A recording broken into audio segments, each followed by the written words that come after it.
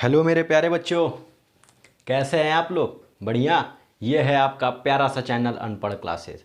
अगर आप इस चैनल पर नए हैं तो चैनल को लाइक, सब्सक्राइब और शेयर ज़रूर करें और ज़्यादा से ज़्यादा लोगों को जोड़ने की कोशिश करें। तो आज मैं आया हूँ some basic concept of chemistry को और हम लोग आगे ले चलते हैं।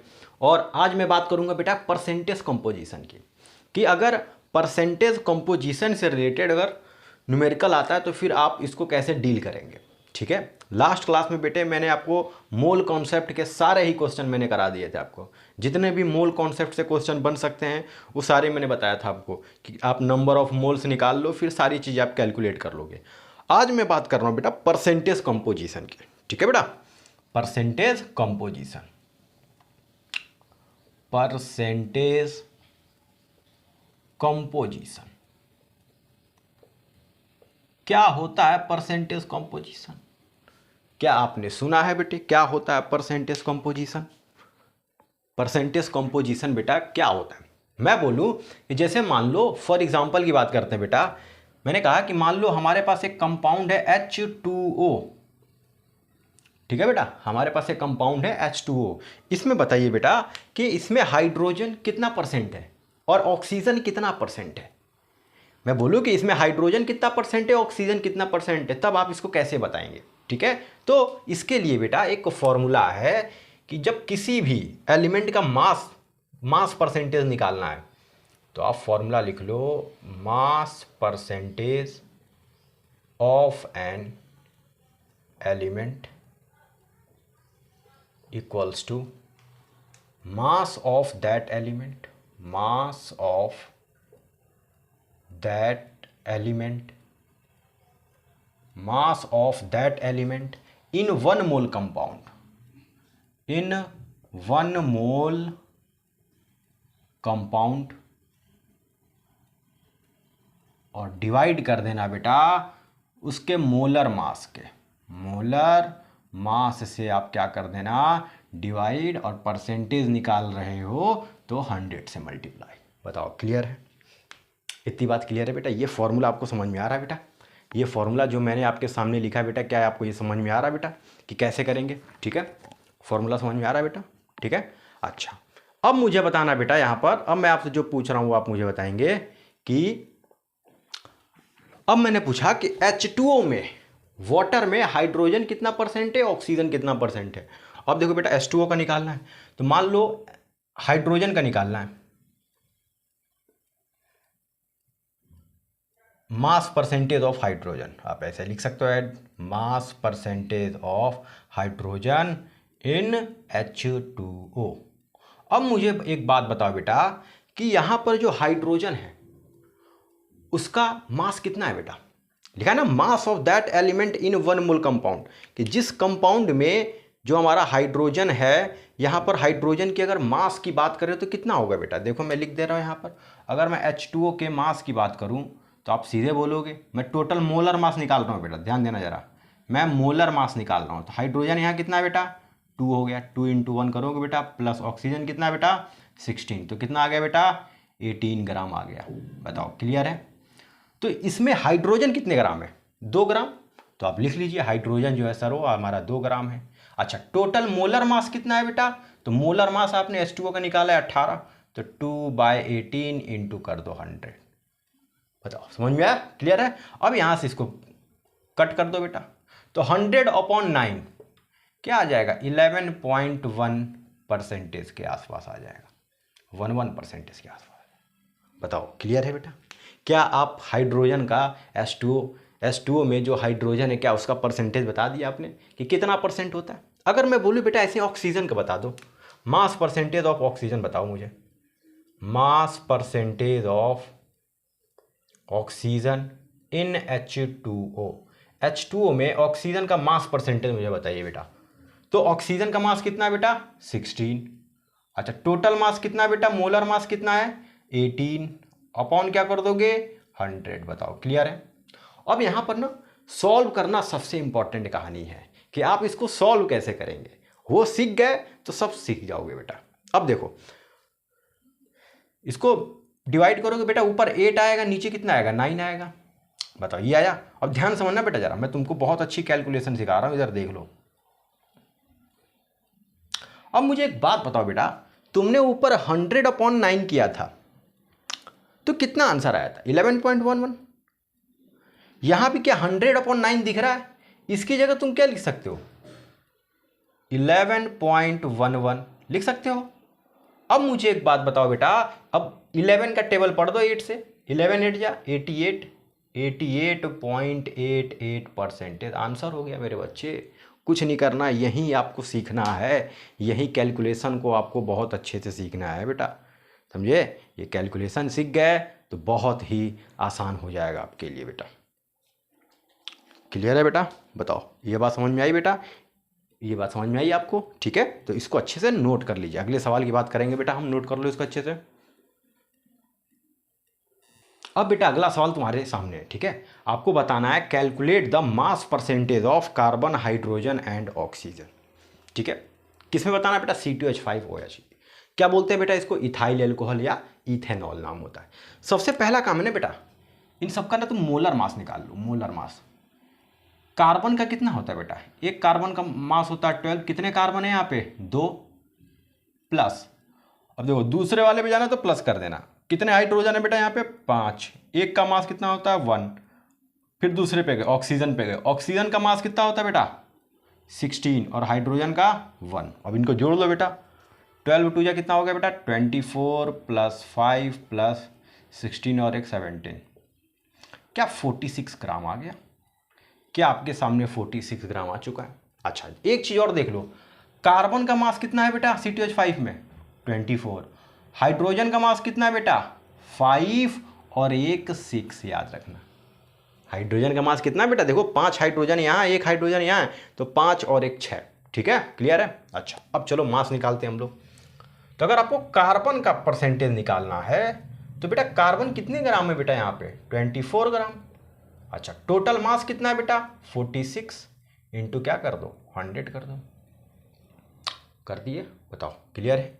क्या सॉल्व कर लोगे आगे बेटा? सॉल्व कर लोगे? सॉल्व करने के लिए क्या बेटा? 2 से यहाँ डिवाइड कर देना, तो 2 यहाँ आ जाएगा 12, यहाँ आ जाएगा 23। अब तुमको ना मैं एक शॉर्ट ट्रिक सिखा रहा हूँ एकदम बहुत बेहतरीन, मतलब इस टाइप के कैलकुलेशन को कैसे आप डील करोगे।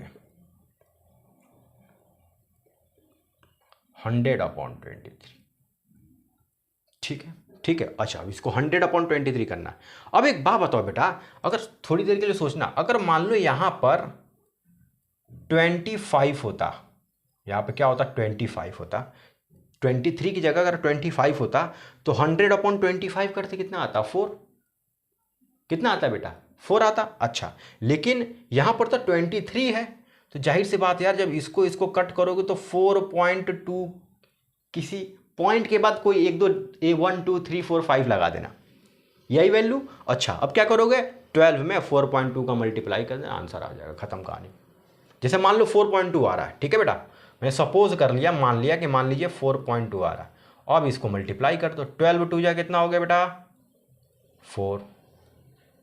24 होता है, 12 4 जा कितना होता है बेटा? यानी ये आ जाएगा 50.4% के आसपास। बताओ कार्बन आ गया बेटा 50.4%। ठीक है, अब ऐसे ही क्या तुम हाइड्रोजन का निकाल लोगे? जब हाइड्रोजन का निकालना होगा बेटा तो क्या करोगे आप? हाइड्रोजन को निकालने के लिए हाइड्रोजन के कितने मास है बेटा? 5 और एक 6, यानी 6 अपॉन आपने कर दिया यहाँ पर बेटा 46 टोटल मास इंटू 100। अब देखो एक को सॉल्व कर लोगे ना, अगर एक को तुम डिवाइड भी कर लें तो कल्याण हो जाएगा। 2 3 जा 23। अब बताओ 23 और 100 को अभी आपने डिवाइड किया था बेटा, कितना आया था? मैंने माना था ना, मैंने मान लिया, आप डिवाइड करके देख लीजिएगा बेटा कितना आ रहा है। ठीक है 4.2 आया, तो मैंने ले लिया 3 इंटू 4.2 आया था, बस मल्टीप्लाई कर दो। 3 2 जा 6 और 3 4 जा, यानी 12.6% आएगा हाइड्रोजन। क्लियर है? क्लियर है। अच्छा अब आपको चेक करना है बेटा, ऑक्सीजन का चेक कर लो बेटा, कार्बन का अच्छा कार्बन का निकाल चुके हो आप, हाइड्रोजन का भी निकाल चुके हो। अब आप बेटा ऑक्सीजन का निकाल लो। तो ऑक्सीजन का परसेंटेज निकालना है, तो ऑक्सीजन यहाँ पर कितना बेटा? 16। अच्छा और टोटल कितना है बेटा यहाँ पर? 46 है, इंटू कर दीजिए 100, फिर वहीं से 2 से बेटा 23 ले आओ, यहाँ पे आ जाएगा 8। अब 23 को इससे किए थे कितना आया था? 4.2। अब इसका आपस में मल्टीप्लाई करो, तो 8 2 जा 16 का 6 कैरी 1, 8 4 जा 32 और एक 33। बताओ। अब पता है क्या होता है बेटा, आपने सबके परसेंटेज निकाल लिया, बस आपको एक चीज़ सॉल्व करना है, बस इसको सॉल्व कर लो, पहले वाले को सॉल्व कर लो, दूसरे वाले को सबको ऐसे ही ले आओ, कहानी बन जाएगा, एकदम मज़ा आ जाएगा। ठीक है, पूरी की पूरी कैलकुलेशन हो जाएगी। अच्छा, एक चीज़ और ध्यान रखने वाली बात होती है बेटा यहाँ पे कि कार्बन, हाइड्रोजन और ऑक्सीजन, इन सबको कैलकुलेट करोगे तो आपका 100% आना चाहिए। अगर 100% आ रहा है या 100% के आसपास आ रहा है तो समझ लो आपकी जो वैल्यू है वो सही है। ठीक है, तो जैसे यहाँ 50 आ रहा है, यहाँ 12 आ रहा है और यहाँ 33.6 आ रहा है, तो देखो क्या हो रहा है, इसको ऐड करेंगे कितना आएगा बेटा, इनको ऐड करेंगे 3 to 5 और कितना, मतलब 46% ये बन गया और 50 ये हो गया, मतलब 1-2% का चेंजमेंट आ रहा है। तो मैंने क्या कहा बेटा, यहाँ पे अप्रॉक्स में ले रहा था, आप एक बार सॉल्व कर लेना, 100/23 को सॉल्व कर लोगे, जो वैल्यू आएगी सेम कहानी यहाँ भी 100/23 आ जाएगा, यहाँ भी 100/23 आ जाएगा और उसको सॉल्व कर देना, कहानी खत्म। ठीक है, तो ये हमारे बेटे मास परसेंटेज के क्वेश्चन हैं। जब कभी भी इस टाइप के क्वेश्चन आते हैं तो आप इनको ऐसे ही डील करोगे। ठीक है बेटा, इसको नोट कर लो। एक सवाल और करते हैं हम लोग। अब देखो बेटा, तुम्हारे सामने सवाल आ चुका अगला, बोल रहा है calculate the mass percentage of sulphur, oxygen and hydrogen. ठीक है बेटा, सल्फर, ऑक्सीजन और हाइड्रोजन का मास परसेंटेज बताना बेटा H2SO4 में। ठीक है, तो जरा समझना बात को बेटे। अब बताओ मुझे बेटा, पहले सबसे पहला काम है बेटा, सबके पहले मोलर मास निकाल लो इस कंपाउंड का। तो यहाँ पे हाइड्रोजन कितने बेटे, 2 हैं और एक हाइड्रोजन का मास 1 होता है। प्लस सल्फर की बात करें बेटा, तो यहाँ पे सल्फर कितना है बेटा, एक सल्फर का एटॉमिक नंबर कितना होता है, 16, और 16 टू जो डबल कर दो तो कितना आ जाएगा, इसका एटॉमिक मास आ गया। ऐसे ऑक्सीजन की बात करें बेटा, तो कितने ऑक्सीजन है यहाँ पे, 4, और एक ऑक्सीजन का मास कितना होता है बेटा, 16। बताओ, ये आ गया। अब इसको सॉल्व कर लोगे बेटा, 98 आ जाएगा। ठीक है बेटा, कितना आ जाएगा, 98 आ जाएगा। ठीक है, अब ध्यान दो बेटा, अब आपको अगर हाइड्रोजन का परसेंटेज निकालना है तो सिंपल सी बात है, कितने हाइड्रोजन है बेटा, कितना हाइड्रोजन का मास है यहाँ पर, 2, और नीचे लग देना मोलर मास, मोलर मास है 98 इंटू कर देना 100। ठीक है, आंसर आ जाएगा। ऐसे अगर आपको मान लो सल्फर का निकालना है बेटे, तो सल्फर का निकालना है तो क्या करोगे बेटा, सल्फर का है 32 अपॉन यहाँ का है बेटा 98 इंटू कर देना 100, कहानी खत्म। अगर ऐसे ही बेटा हमारा किसका निकालना है बेटा, सल्फर हो गया, ऑक्सीजन का निकालना है बेटा, तो ऑक्सीजन कितने बेटे हमारे 48 हैं और यहाँ कितना है बेटा 98 इंटू कर दो 100। ठीक है, ठीक है, क्लियर है। अब देखो सॉल्व करना सबसे इंपॉर्टेंट कहानी होती है। यहाँ तक तो बच्चा कर लेता है लेकिन सॉल्व नहीं कर पाता है। मैं तुमको एक सिंपल सा एक ट्रिक सिखा रहा हूँ, समझ लो बेटा। अगर 100 में 98 से डिवाइड किया जाए तो कितना आएगा भाई, 98 एक बार में जाएगा भाई। अगर आप देखो 100 में अगर 98 से डिवाइड करते हो आप, तो 98 1 या 98 आया कितना बेटा, 2। बताओ, 2 आया। अच्छा, पॉइंट लगा दो, 0 आएगा। अच्छा, फिर भी कम पड़ गया तो एक और 0 लगा दो, तो कितना आ जाएगा बेटा, अब 0 लगा सकते हो। तो 98 2 जा कितना होता है बेटा, 196। बस याद रख लो, यानी 100/98 की ये आंसर कितना आ गया, 1.02। यानी 2 में 1.02 का कर दो मल्टीप्लाई, तो कितना आ जाएगा बेटा, 2 2 जा 4, यानी 2.04% आ गया। लो, हाइड्रोजन इसमें कितने परसेंटेज है, H2SO4 में 2.04%। अच्छा, अब इसकी बात करें, अभी तुमने किया बेटा 100 में 98 का मल्टीप्लाई किया था, कितना आया था बेटा, 1.02। अब क्या करना, यहाँ पे जो 32 था ना उसमें बस 1.02 का मल्टीप्लाई कर देना, परसेंटेज में आ जाएगा, कहानी खत्म। ऐसे ही बेटा यहाँ पे बेटा, यहाँ इसको सॉल्व करोगे बेटा कितना आ जाएगा, यहाँ भी आएगा 1.02। तो 48 में 1.02 का कर देना मल्टीप्लाई, आ जाएगा आंसर आपका परसेंटेज में। बताओ, क्लियर है बेटा, बताओ यहाँ तक बात समझ में आई बेटा, तो इसको अच्छे से नोट कर लो बेटा।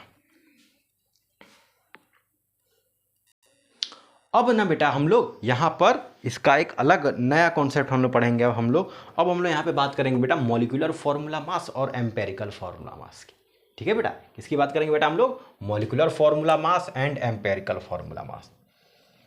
भाई हम यहाँ पे पढ़ने वाले हैं molecular formula mass, molecular formula के बारे में पढ़ने वाले हैं, और हम लोग यहाँ पे पढ़ने वाले हैं बेटा एम्पेरिकल फॉर्मूला, एम्पेरिकल फॉर्मूला, इसके बारे में पढ़ने वाले बेटा।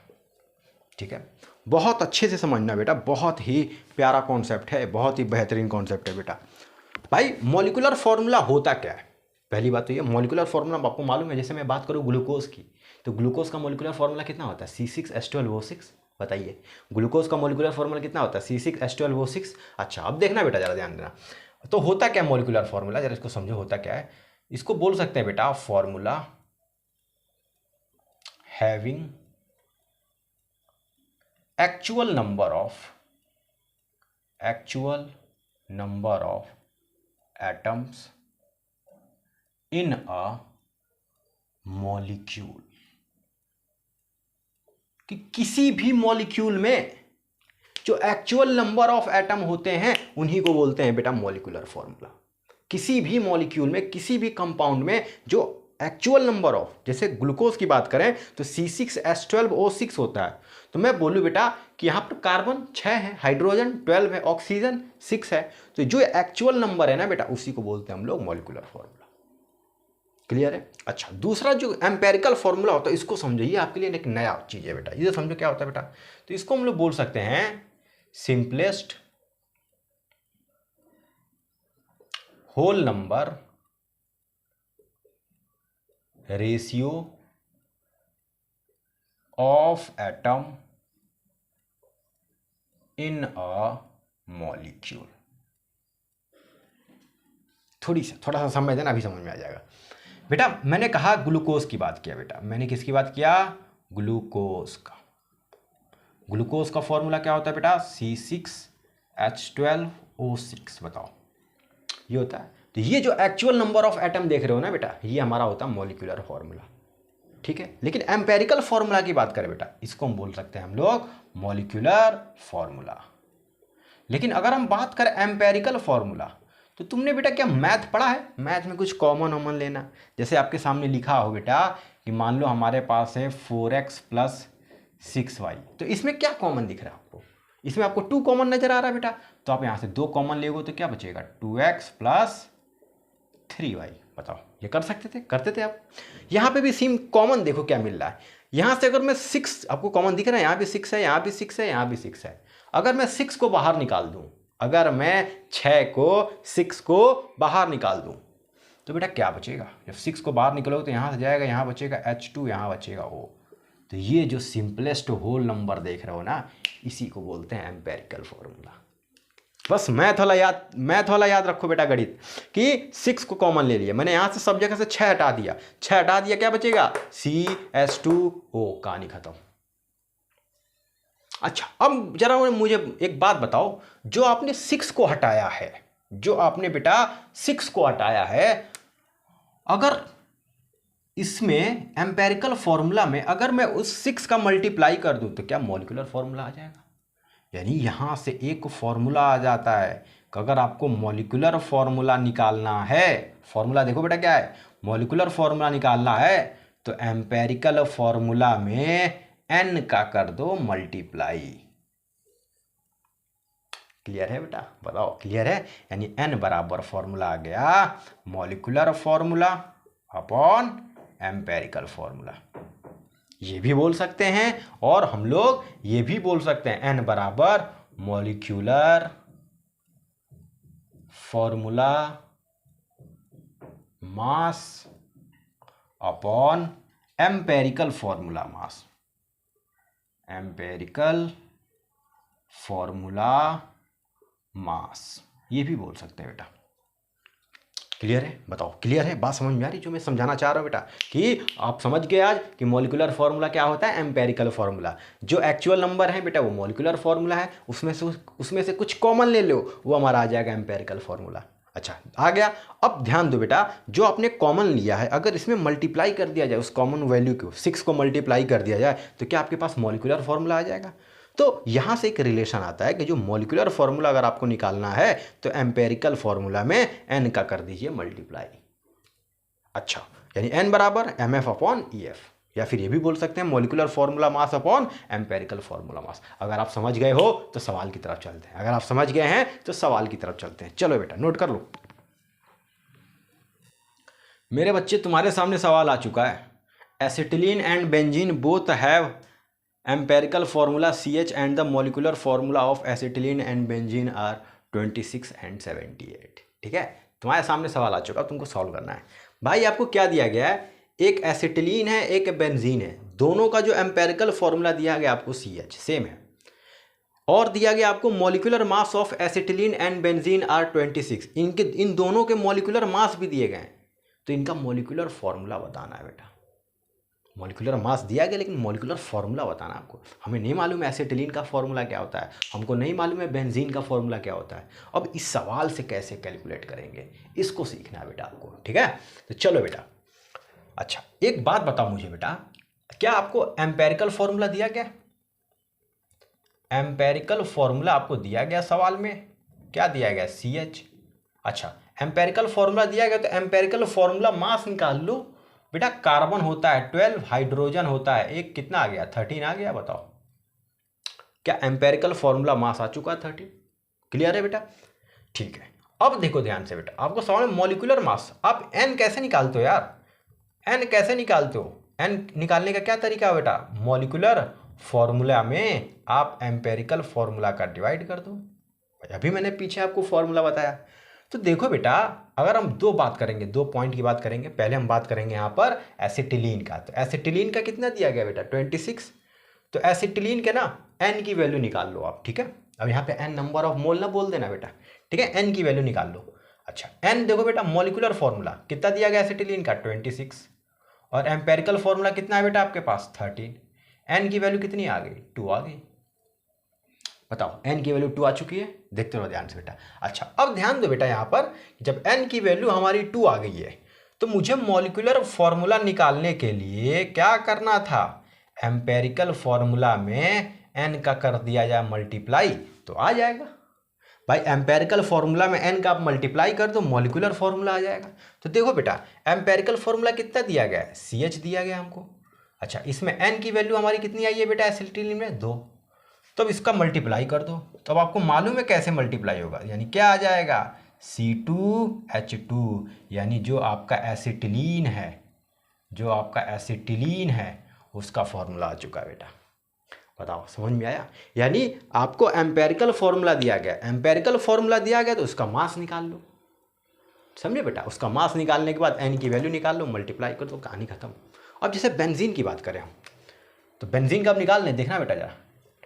अच्छा यहाँ पे निकालेंगे तो मॉलिक्यूलर n की वैल्यू निकालेंगे तो MF अपॉन क्या आएगा? EF।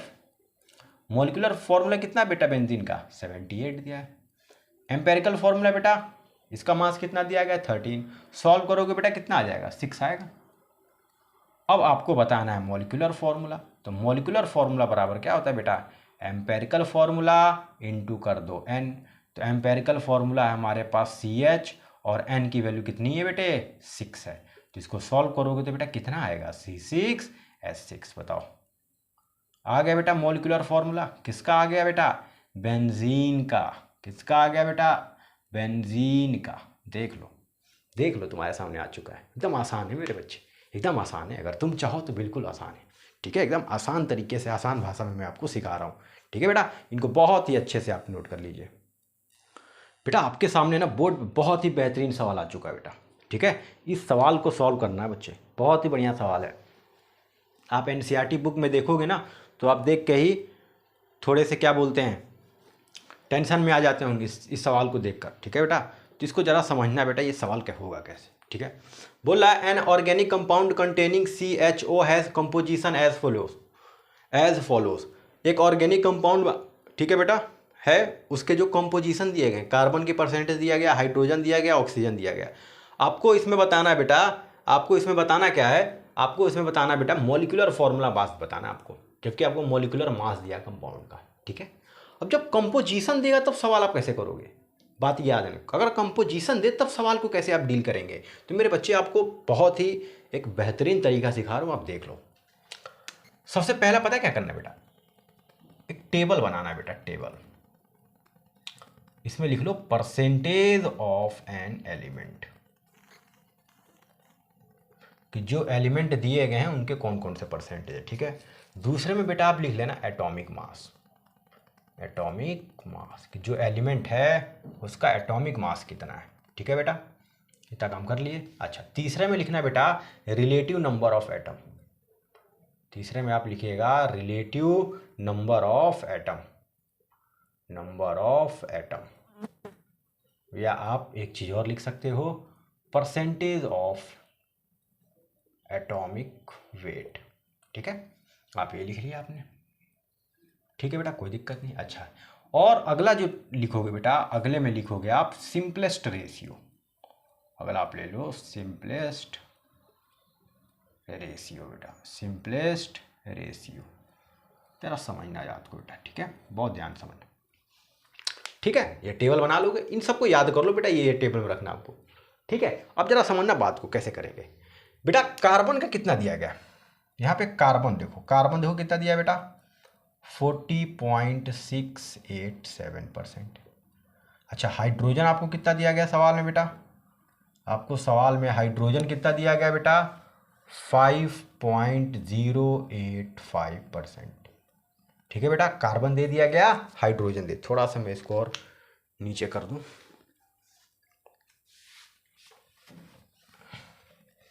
आप ले लो बेटा 5 हाइड्रोजन जो है हमारे पास ये 5.085%।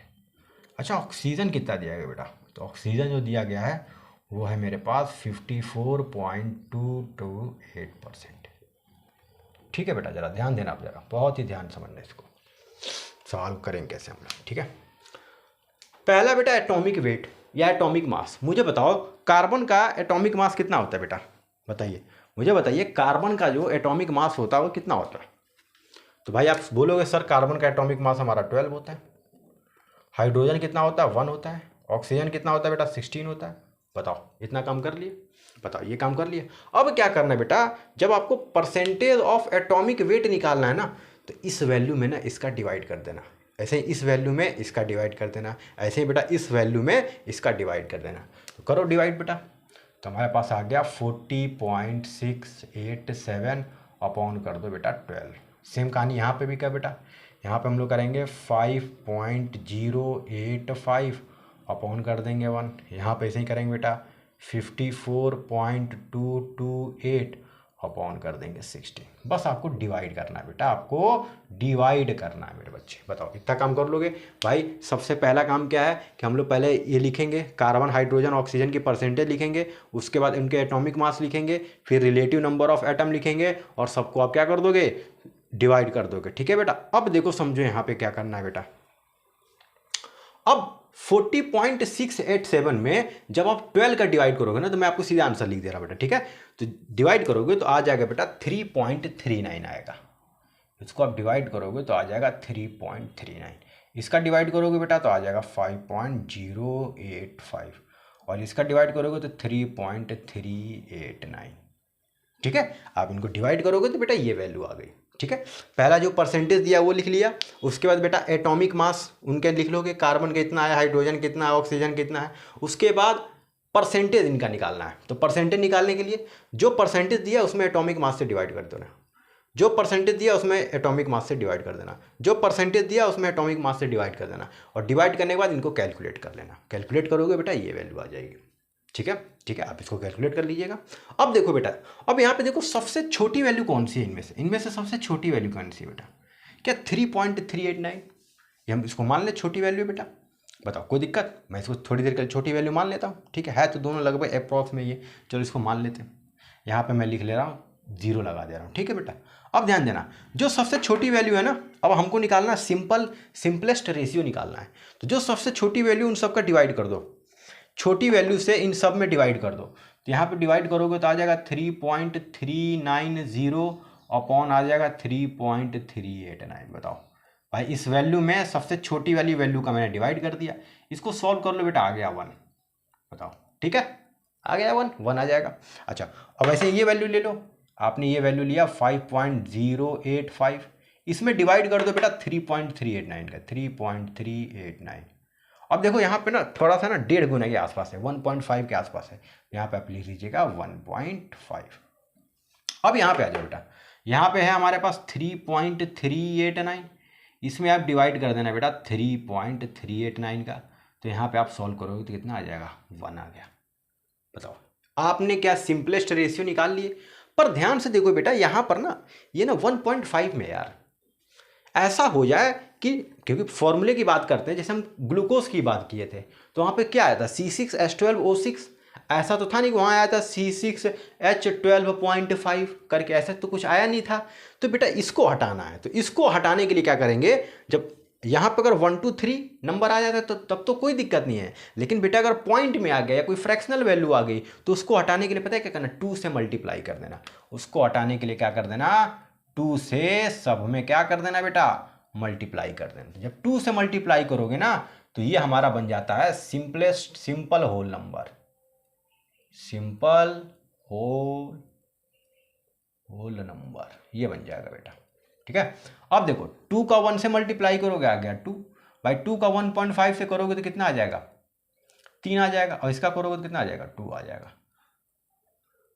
अब बताओ ये बात सारे बच्चों को समझ में आई बेटे, बताओ ये बात आपको समझ में आई है कि नहीं आई, मुझे ये बताइए।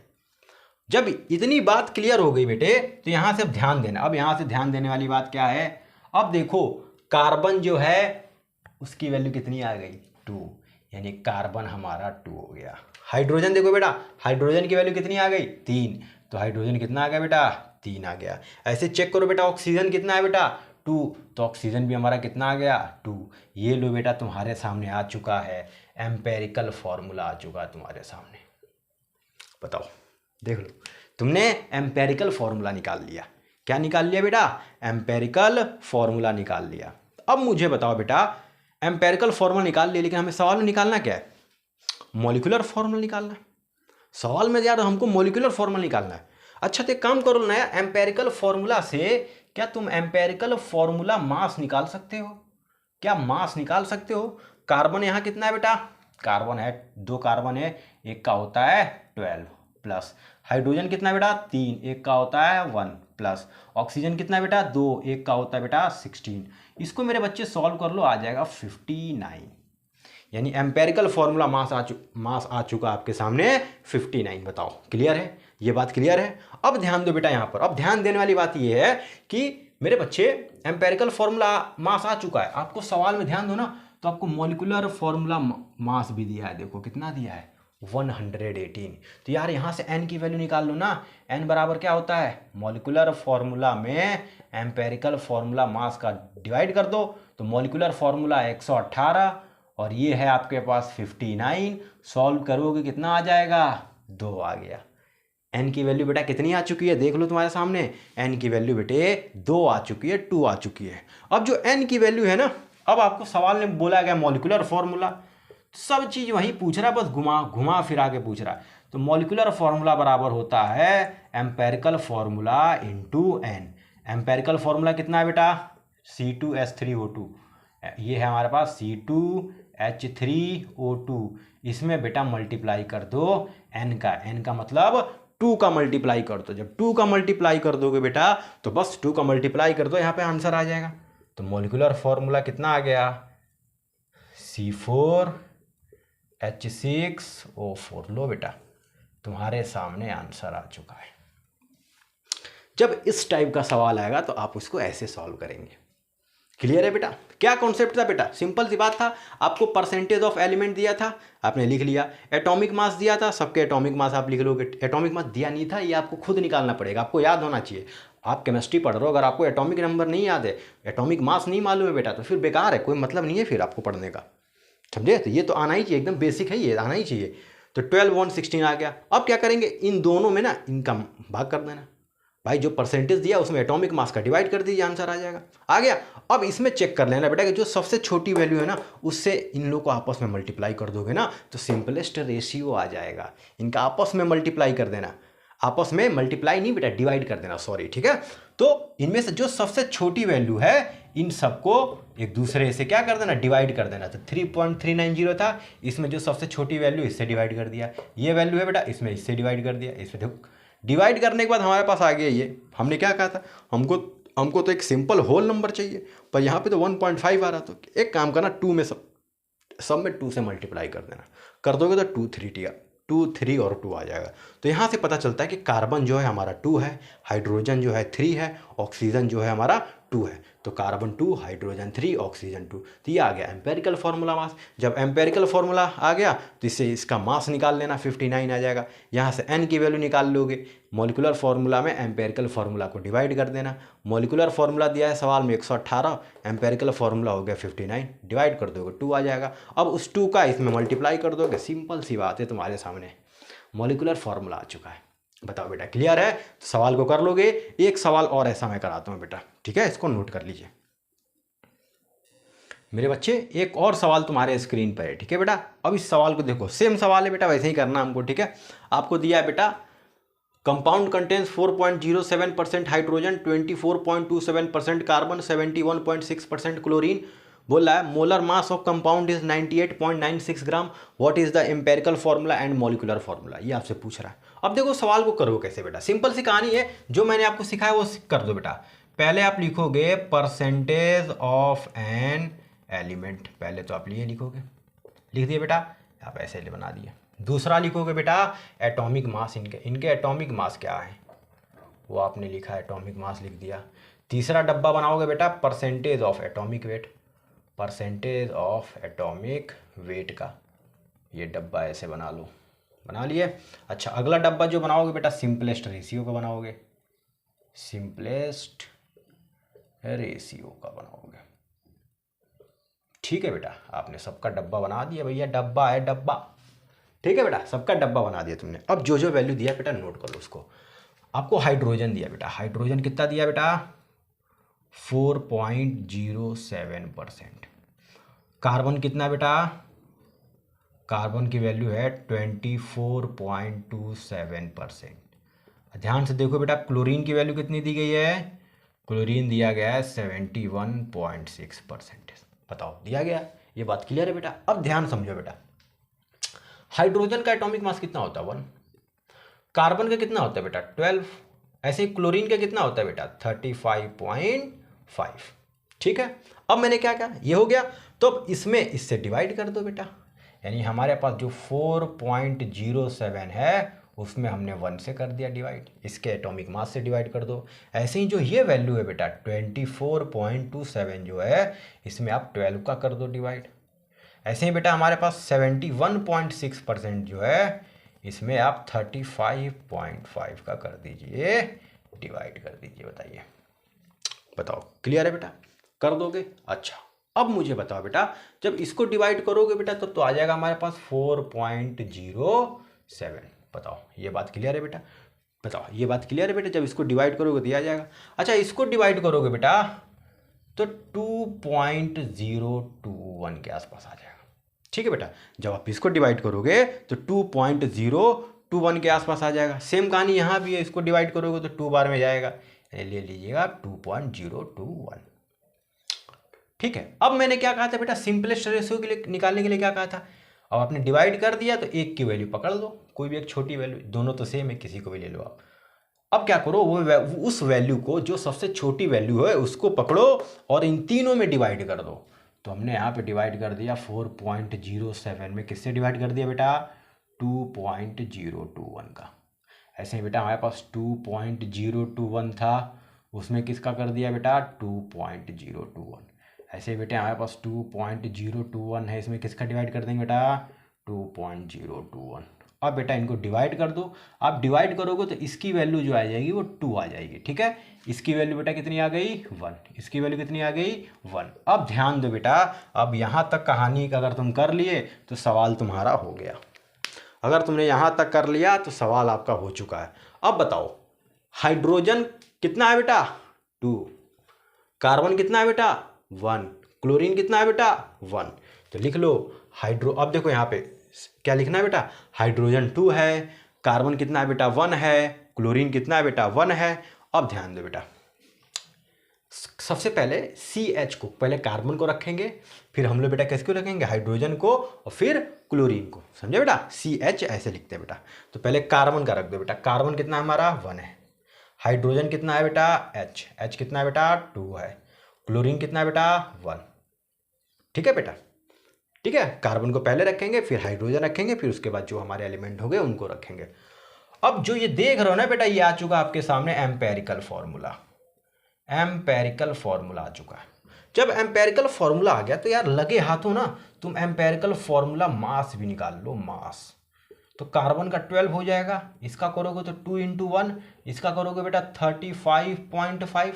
अच्छा अब इसको सॉल्व करो बेटा, इसको सॉल्व करो तो ये हमारा 12 और 2 कितना हो गया बेटा 14 प्लस 35.5, यानी अगर आप ध्यान दें तो 0.5 तो ये रहा 5 4 9 3 1 4 आ चुका है आपके सामने एम्पेरिकल फॉर्मूला मास 49.5। बताओ बेटा 49.5 तुम्हारे सामने आ चुका है बेटे, देख लो ध्यान से आ चुका है। अब देखो जब ये वैल्यू आ गई बेटा तो अब आपको करना क्या है, आपको n निकाल लो। अब n बराबर होता है molecular formula upon empirical formula.